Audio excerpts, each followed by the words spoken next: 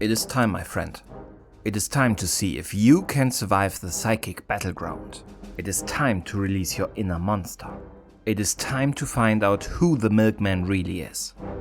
It is time for you to consider playing Psychonauts. Hey friends, and welcome to my review of Psychonauts. While I won't even try to pretend that I'm impartial to this game, there is a slight chance that it might not be the right game for you.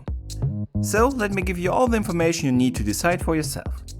But for your own safety, don't forget your tinfoil hat while you follow me into the world of Psychonauts.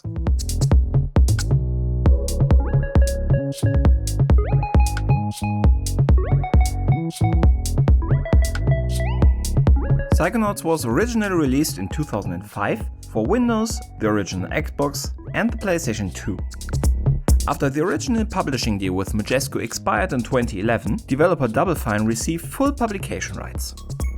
As a result of this, Double Fine re-released the title for Windows, Mac OS X and even Linux. This is the version we are looking at here, as it includes vital updates that make it run really well on our newer machines.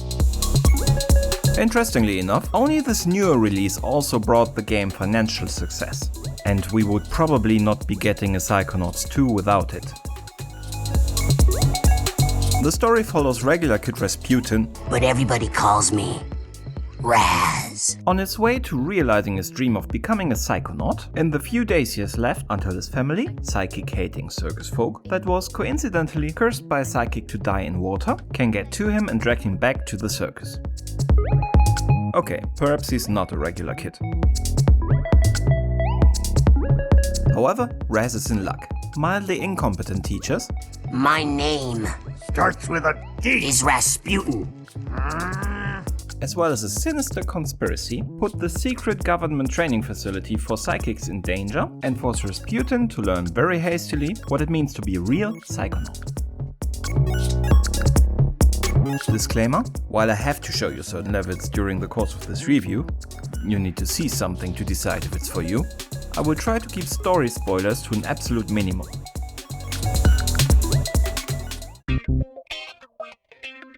Gameplay-wise, we're looking at a 3D jump and run with third-person shooter elements, slight RPG aspects, in a more or less open world. Yes, that sounds like it tries a lot, but fortunately it mostly succeeds. In the jump and run department, you notice that the game follows some slightly older design principles. But that's not necessarily a bad thing. In more modern games you sometimes find some kind of hand-holding, which helps you to land safely on more difficult to reach platforms or lets you climb mountains by just pressing one or two different buttons. So in this regard the game might present a welcome challenge, but it also makes it a bit unforgiving, and therefore in certain areas quite frustrating. So it's a very good thing then that the game keeps you engaged by presenting you very different levels with crazy design and really diverse gameplay sections on top. So let's talk about the game's qualities, and it is really hard for me to limit this to my usual 3. If you haven't noticed yet, the game is crazy fun, and I mean crazy. I would never do that. I could never kill everyone.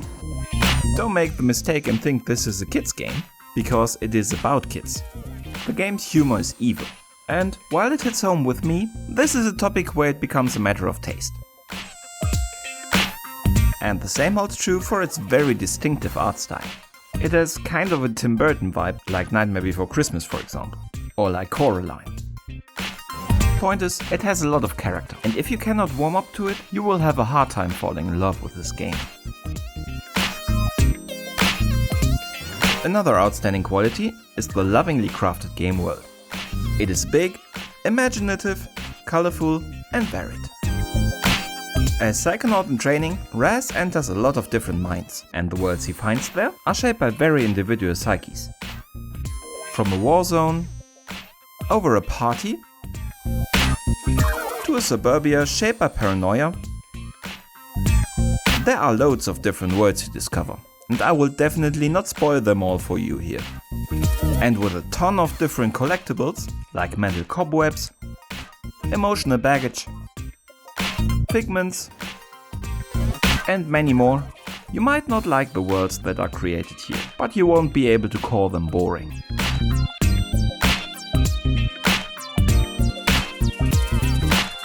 On the technical side, I cannot really comment on the PlayStation or Xbox versions as I do not have any access to them. Thanks to the re-release of the game, PC gamers have a great version that is also very playable today.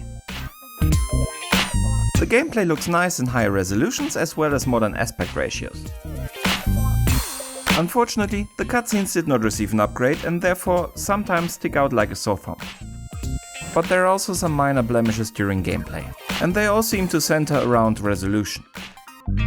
You have a very apparent drop in resolution once you open any kind of menu, and you have a very pixelated pop-in of certain assets. Some of them even staying pixelated when you're standing right on top of them. While all of this is definitely not game-breaking, mind you, it can distract quite a lot. And while you can also hear the age of the game quality-wise in the sound department, you still have excellent voice acting for about every single character in the game, as well as some very memorable tunes. But when all is said and done, only you can say if this is a game for you. So let's start with the summary. You might have noticed that I have a little bit of bias. This is easily one of my top 10 games, if not even top 3 of all times. If you like dark humor, love to discover a detailed game world, and like the style of what you have seen, you might join me in my love for the game. If you don't like jump runs, if you hate the art style, and you don't think this is your humor, then you probably better stay away. But be aware that you might miss a cool and unique experience.